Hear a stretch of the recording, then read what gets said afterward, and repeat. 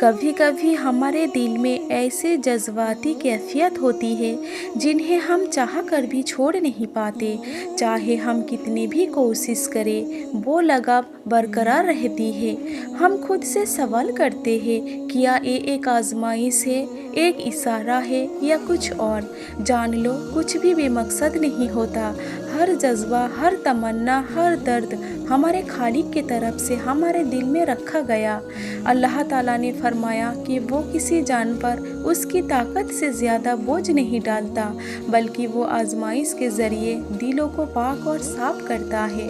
آپ کی یہ کیفیت بے مقصد نہیں ہے، یہ ایک راستہ ہے، ایک سبق ہے جو آپ کو اللہ کے قریب لانے کے لیے ہے۔ لیکن اس مقصد کو سمجھنے کے لیے ہمیں پہلے اسلام کی روشنی میں محبت کو سمجھنا ہوگا۔ محبت انسان کو عطا کیے گئے سب سے طاقتور جذباتوں میں سے ایک ہے۔ اس میں روح کو خوشیوں کی بلندیوں تک لے جانے کی صلاحیت ہے، لیکن یہ گہرا غم بھی لا سکتی ہے۔ یہ ایک ایسا احساس ہے جو ہماری زندگیوں کو تشکیل دیتا ہے، ہمارے خیالات، اعمال اور یہاں تک کہ اللہ کے ساتھ ہمارے تعلقات کو بھی متاثر کرتا ہے۔ نبی کریم صلی اللہ علیہ وسلم خود سب سے خالص محبت کا تجربہ کیا۔ ان کی حضرت خدیجہ رضی اللہ تعالی عنہا سے محبت جو سچائی، وفاداری اور اعتبار سے بھری ہوئی تھی، ان کی وفات کے بعد بھی انہوں نے انہیں گہرے پیار کے ساتھ یاد رکھا۔ کیا آپ سوچ سکتے ہیں، ہمیں یہ سکھاتے ہوئے کہ حقیقی محبت دل پر ایک دائمی اثر چھوڑتی ہے۔ لیکن یہاں ایک بات سمجھنی ہوگی، اسلام میں محبت ہمیں بے قابو کرنے یا اللہ سے دور کرنے کے لیے نہیں، بلکہ یہ ایک ایسا راستہ ہے جو ہمیں اللہ کے قریب کر دیتا ہے۔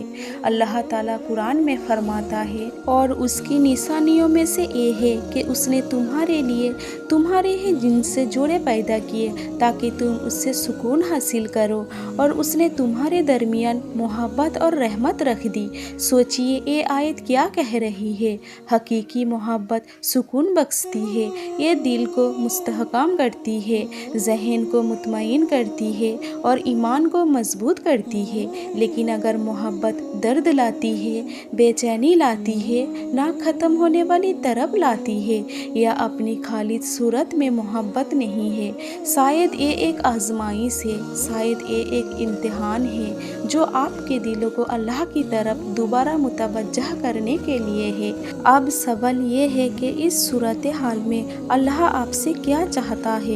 ایک آپ کے صبر اور بھروسے کی آزمائش۔ جب آپ کسی سے گہری محبت کرتے ہیں لیکن وہ محبت مکمل نہیں ہوتی تو ایک آزمائش ہے، صبر کی آزمائش، بھروسے کی آزمائش۔ کیا آپ اپنی خواہشات سے زیادہ اللہ کی حکمت پر بھروسہ کرتے ہیں؟ جب چیزیں ہماری مرضی کے مطابق ہوتی ہیں تو اللہ پر یقین کرنا آسان، لیکن حقیقی ایمان کب ظاہر ہوتا ہے؟ جب چیزیں ہمارے مطابق نہیں ہوتی۔ ذرا ایک بچے کا تصور کریں جو آگ کی طرف بڑھ رہا ہو اور خطروں سے بے خبر ہو۔ ماں باپ اسے کھینچ لیتے ہیں، چاہے وہ روئے یا چیخے۔ اب سوچئے اللہ ہم سے کتنی زیادہ محبت کرتا ہے۔ اگر وہ ہم سے کچھ دور رکھتا ہے تو کیا اس میں حکمت نہیں ہوگی؟ 2. آپ کو ایک اعلیٰ مقصد کی طرف موڑنا۔ کبھی کبھی ہم کسی انسان سے اتنی محبت کرنے لگتے ہیں کہ ہم اصل مقصد سے دور ہو جاتے ہیں۔ ہم انہیں اپنے دل کا مرکز بنا لیتے ہیں، یہ سوچ کر کہ ہماری خوشی صرف انہی پر منحصر ہے، لیکن یہ ایک فریب ہے۔ نبی کریم صلی اللہ علیہ وسلم نے فرمایا، بے شک ابن آدم کا دل رحمان کی 2 انگلیوں کے درمیان ہے، وہ اسے جیسے چاہتا ہے۔ اللہ آپ کے دل کا مالک ہے۔ اگر کوئی درد کم نہیں ہو رہا ہے تو شاید یہ آپ کو توڑنے کے لیے نہیں بلکہ جگانے کے لیے ہے، یہ یاد دلانے کے لیے کہ آپ کا دل سب سے پہلے اللہ کا ہے، پھر کسی اور کا۔ 3. आपको ये सिखाना कि हकीकी मोहब्बत सिर्फ अल्लाह के साथ है। नामुकम्मल मोहब्बत का दर्द कोई सजा नहीं है। ये एक सबक है, एक सबक कि इस दुनिया में कोई भी हमें मुकम्मल नहीं कर सकता। सिर्फ अल्लाह हमारे दिलों को ठीक कर सकता है, हमारी ज़रूरतों को पूरा कर सकता है और हमें ज़हनी सुकून दे सकता है। कुरान में फरमाया गया है, और जो लोग ईमान लाए वो अल्लाह के लिए मोहब्बत में सबसे ज़्यादा मजबूत है। अब सोचिए, क्या हम सच में अल्लाह से सबसे ज़्यादा मोहब्बत करते हैं या फिर हमने अपनी मोहब्बत को किसी इंसान से जोड़ दिया है। अल्लाह हमें आज़माता है ताकि हम उससे सच्ची मोहब्बत करें। अगर कोई मोहब्बत हमें अल्लाह के करीब ले जाती है तो वो हकीकी है, लेकिन अगर वो हमें अल्लाह से दूर कर रहा है तो हमें दोबारा गौर करना चाहिए।